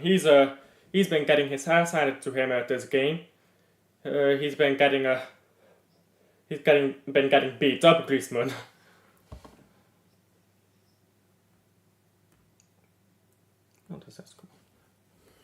And ball on the right side for Austria. Cross in, but it's not a good cross. It's a very poor cross even. But if France isn't paying attention, that cross will be batted at some point. And if that cross is batted at some point, then yeah, that's going to be a goal at some point.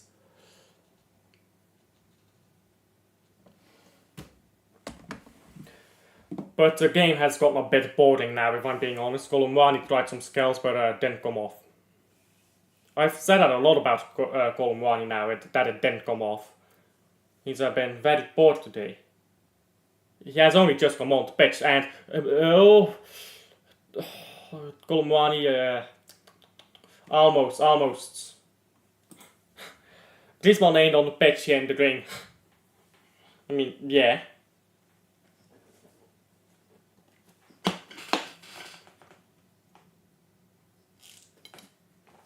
I'm surprised Griezmann is still on the pitch. And it's not because he's been playing badly per se, but because he's getting absolutely beaten up here. First that head injury, which, first of all, he might have a concussion based on how he's looking around. Who, Griezmann? Griezmann or somebody else? Because Griezmann has a... Yeah, I suppose I can agree with you. Griezmann hasn't been the greatest for France, but to say he's a disappointment, I won't agree completely either. Stretching my back. Yeah, Golo. Because, yeah, Golo Muani, yeah, he has been a bit of a disappointment, I agree with that. I thought you meant Griezmann, which... Oh, that's a good ball here! Oh, and that's a foul. And McNaught is down on the ground here. That is a very rough challenge to go into here with a goalkeeper. But yeah, Griezmann, I thought you meant Griezmann, and I was like, yeah, that's he hasn't been the greatest, but that's a bit hard. But yeah, Golo Muani does make sense. Golo Muani, I just don't think he's a good player in my opinion. I think he's oh my god.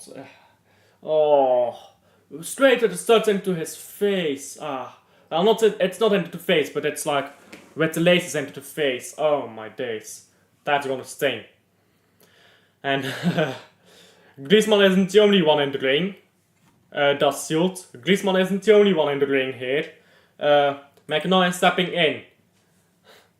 And this Austrian guy is on the ground complaining. Come on, you know you can't go into a goalkeeper like that, bro. That should be a yellow card.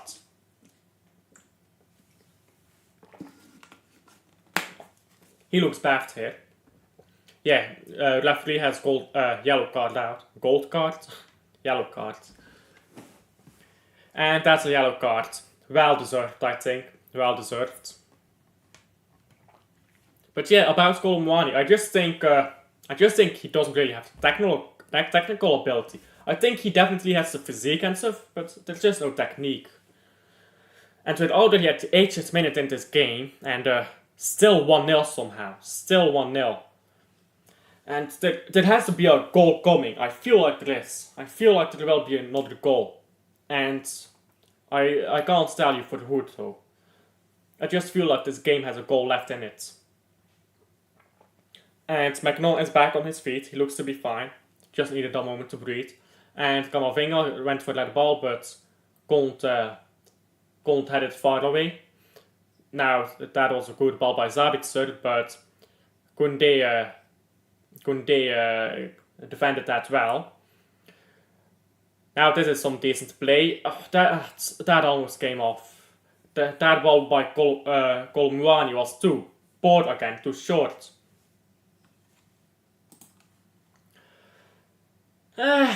Can be funny. Can be funny. I mean, that is football, isn't it? At the same time, it's your own fault for not scoring your own chances. Like, if Austria get a lucky goal now, it's the fault of France completely for not scoring their earlier chances. Like Mbappé, he had a clear-cut chance that he should have always scored. And Mbappé should, quite frankly, not be on the pitch anymore. Well, I guess you can't really substitute your captain of either, but... Oh, referee gets in between here, and... Referee has to stop the game, surely. Yeah, I thought so. Referee got in between the ball and the player here. That's obvious. Referee obviously has to stop the play there. Why are these Austrians complaining? Referee literally steps into Griezmann. Yeah, it's gonna be drop ball here for France.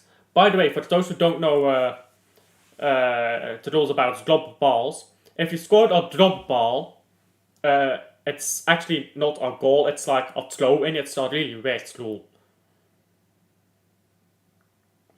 Yeah, I agree with this. I agree with this completely.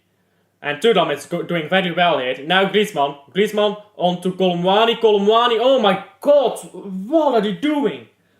He's just crossing without looking. He's crossing into nowhere. What is he trying? Stupid players, man. And that should be a foul by Rabiot. It's not a foul. Camavinga gets to go forward with the ball here. Goes to Mbappé on the left wing here. And that's a good ball by Mbappé. And Camavinga into Thuram's spot. But that was a difficult one for Thuram. And into the hands of the Austrian goalkeeper. Now Austria can go forwards. And they just go forwards to slow man. Austria has to do this quicker. And for that, they've lost the ball again by going slowly. But it's a free kick. It's a free kick now for Austria. And nobody is going forward. Look at that. There's only 3 Austrians going forwards. Well, now more Austrians are going forward. It took them a while, though. It took them a while. Yeah, Griezmann was a bit too happy to go into that challenge there. Again, Griezmann should be off the pitch. He just looks concussed. He looks dazed. Shouldn't be on the pitch right now.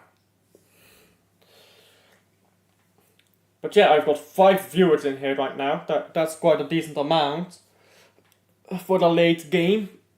And, that's a cross. That was a decent cross, but Camavinga had it covered.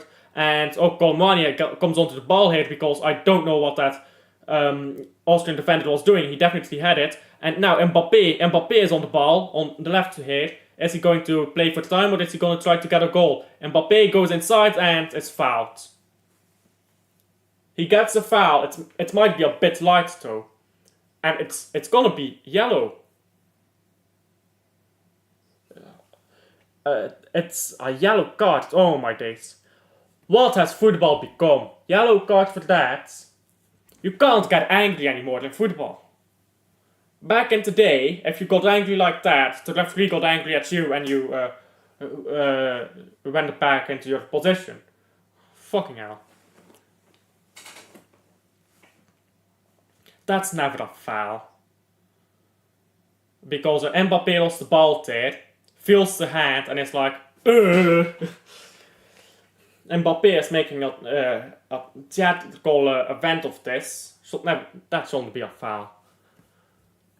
And Griezmann is standing over it here. Griezmann. Well, I'll respond to that in a bit, but oh my days, it's Mbappé on the ground again. Austria gonna be through here. Austria! Too slow, too little pace. Kanté. And France is lucky to have Kanté there. And, Thuram, that is some skill by Thuram, but it's offside. Oh no, it's not offside, Mbappé is on the ground. Oh yeah, I'll first respond to this. Yeah, that is indeed ridiculous. That is absolutely ridiculous. Yeah. Mbappé with his forehead straight into the head of who here? In the shoulder, that's even worse. Of Danso. Yeah, that's gonna hurt. But he'll be fine, Mbappé will be fine. But that will hurt for a bit. And yeah, that was step over by Mbappé. He didn't really know where he was going, Mbappé. And Kanté saved France by that challenge. Kanté has been the best player this game, in my opinion.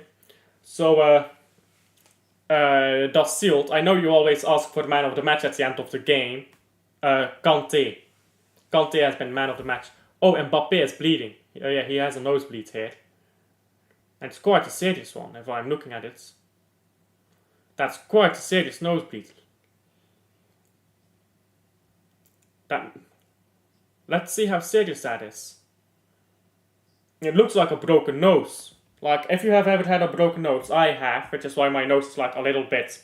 Like, what's the word in English? It's the opposite of straight. What is the word in English? Oh my god. Why don't I know this? Translate Dutch to English. Why don't I know this? Scheef. Crooked, that's the word. That's why my nose is like a little bit crooked. If you have ever had a broken nose, that is hell. It certainly has, because playing in warm weather, by the way, that is so good for your muscles. Playing in cold weather, that cramps your muscles up so much, and you just age faster. Mbappe might have a broken nose here. Because that's a lot of blood. That's a lot of blood.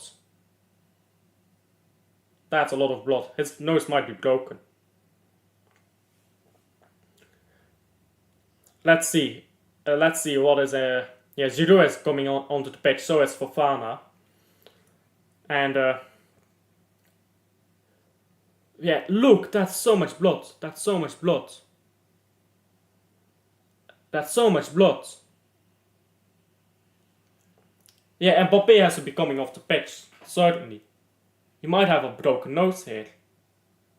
Or a bruised nose at the very least, because that's more blood than a normal nose bleeds.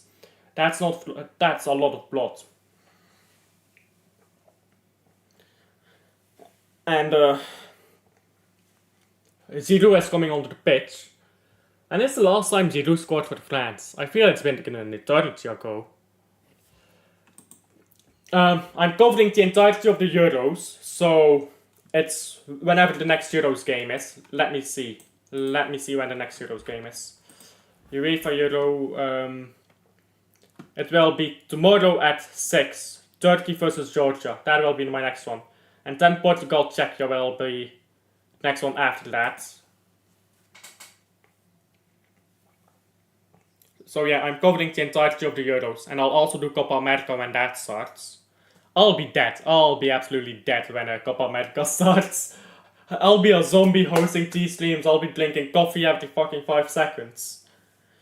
I might need to get some energy pill and Monster too. And Mbappe is going back on the pitch.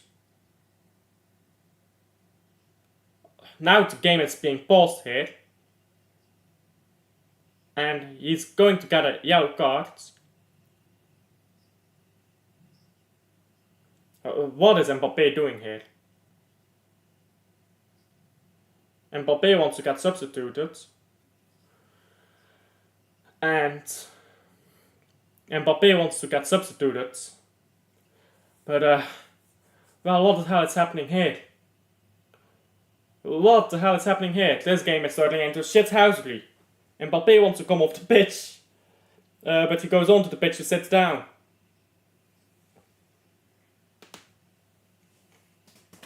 And yeah, Mbappe gets a yellow card. It's being shown over the pitch now. This is a weird game. This is a weird game.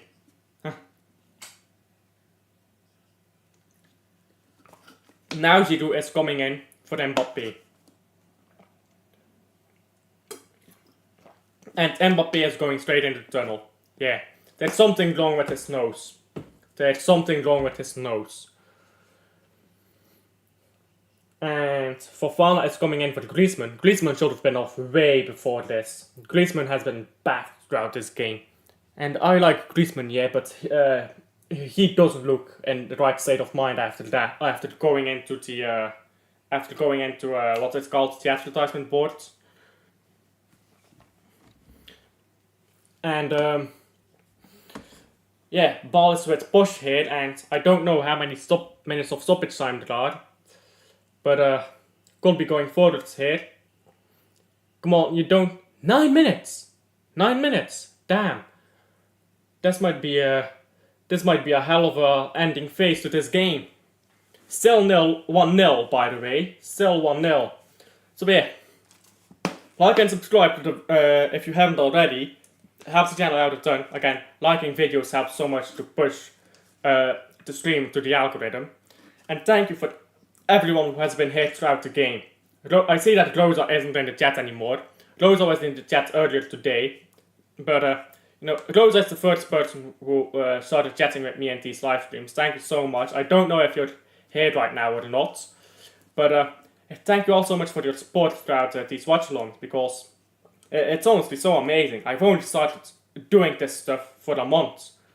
Not even a full month. It's been like maybe 25 days or something since I started uploading daily. Oh, that looks like a stumble there. And I know Egaford. I don't know if you're watching right now, but I know Egaford is gonna be dead when I do those Ghana watch-alongs.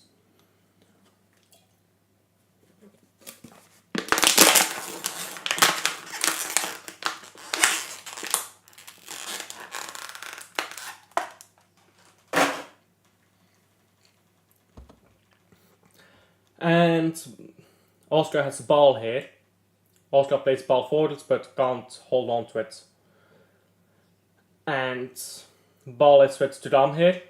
And Studam loses the ball and Austria can go forwards again. And that's a board ball. And now ball is played forwards by France. But it's going straight back. And now... I think that's Theo Hernandez still on the pitch. Yeah, it's Theo Hernandez here. And Camavinga takes the ball. Now it's Theo Hernandez on the ball. And he just clears it. And Giroud might be on it. And Giroud has been brought down. But no foul. No foul. And does Danzo get a yellow card? Or is that a yellow card to Giroud for the diving? I think that's a yellow card for Danzo. Yeah, it is. 37 years old, Giroud.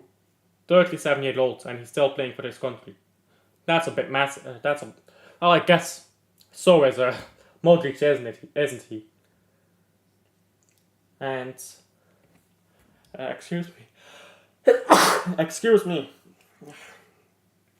Seems like my fever still isn't over. And that's a good by Giroud there. Try to win the ball, but France doesn't get the second ball. And Camavinga gets onto the ball here. And France has the ball here with Saliba. Now to Theo Hernandez. Hernandez could be chasing this forwards. Has to play. Oh, that's very well done by Hernandez. And Hernandez is playing very well here. And Fofana to Colomwani. Colomwani should cross it here. Or tries to play it into Koundé's path, but he waited too long for that. He should have played that earlier, if that's what he wanted to do. If he wanted to play that in to Koundé's path, he should have given that ball earlier. And Koundé is behind the ball now. And Koundé has the ball here. Now Fofana quick touch, Colomwani, now to Koundé. And now cross it in, and Giroud can't get to it. But the ball is still alive here. And now Tudam. And Tudam wanted to shoot. So clear, so obvious what he wanted to do. And there was a lack of creativity here. But now Austria can go forwards again. That is a poor ball. But Austria still is on the ball here. And that's spoiled by Austria, but somehow they are still in possession. And now Koundé chases the ball away.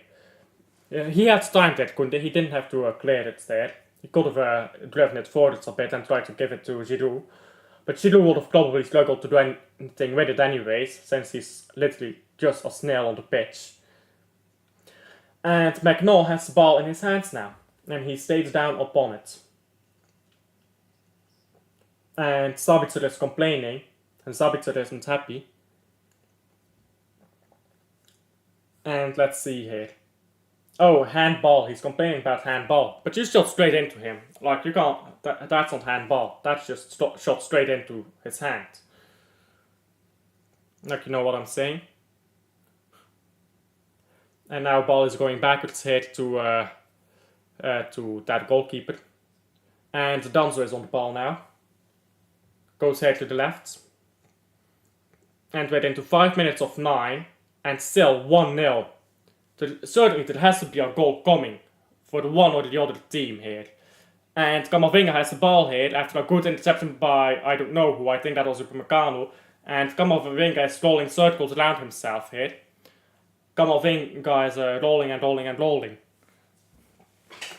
So yeah, this has been a very good game. Way better than... this is probably the second best game so far in the Euros, behind the Germany game. From a very unbiased Germany fan. I promise you I'm unbiased. That's a good ball in here. And, and Giroud can be under there. Oh, Giroud. Oh my days. He literally kicked next to the ball. What the fuck? Giroud, you're washed, Giroud. You're washed. And Austria can go on the counter here. And Austria is going backwards instead. That's a very good ball here by the Austrian player. And now Austria has chances here with Bosch. Oh, I can see what Bosch was trying to do, but I don't think that was the right choice. And the quality wasn't there. Should have probably gone wide and tried to cross it in. Wemmer is on the ball now. Oh, Wemmer fouled? No. Wemmer stays on his feet. And push now, cross it in. There you go. Cross isn't good enough. Oh, but it's still a chance here. And it's a goal kick. Almost. And Austria, late into this game, is smelling blood. Austria smells blood here. And it's even a corner. I thought that was just going through past everyone and everything, but a French defender, I think it was Upamecano, got his foot on it. And now Wiemer is taking this corner, and that was a decent corner, but too close to the goalkeeper, and a cross given into the box here, and Austria is trying their best to win this game, and now a counter possibly with Thuram here, Thuram behind the ball, Thuram going forwards, and there's little options because nobody is with him, and Thuram has to slow down here, because nobody was with him. And now Thuram is going to go to the corner flag here, wasting time, that's very wise from him. And no, he isn't. And now, is that Fofana on the ball here? No. Oh. You have to hold the ball at the corner flag. Oh, Austria almost lost the ball here. And now potentially a last attack for Austria. Going forwards now. And can we find a late equalizer here in this game with Austria? Can Austria find a late equalizer? That's a decent ball, but Camavinga is in between that. And Camavinga goes down to the ground and it's a foul. And I think that might be game. I think that might be the game. That might be it. The referee is checking his clock. Oh my days, how did Giroud miss that earlier chance, by the way? They're showing me a replay of that. And game finished. That was a lot tighter than I had expected. I was expecting France to absolutely dominate this game. I was expecting France to play Austria off the pitch. That was really tight. And for every French fan, that looked like a lot of blood on Mbappé. Yeah, I'll catch you next time, and I'm quite tired, so normally I hang around a bit with the watch-alongs, but I think I'll just end it early because I am quite tired. I had to wake up early for my exam today. I did do well on the exam though, so yeah, but I think I'll end it early. So thank you all for jumping in and chatting with me. It's always fun to have people in the stream here to talk to.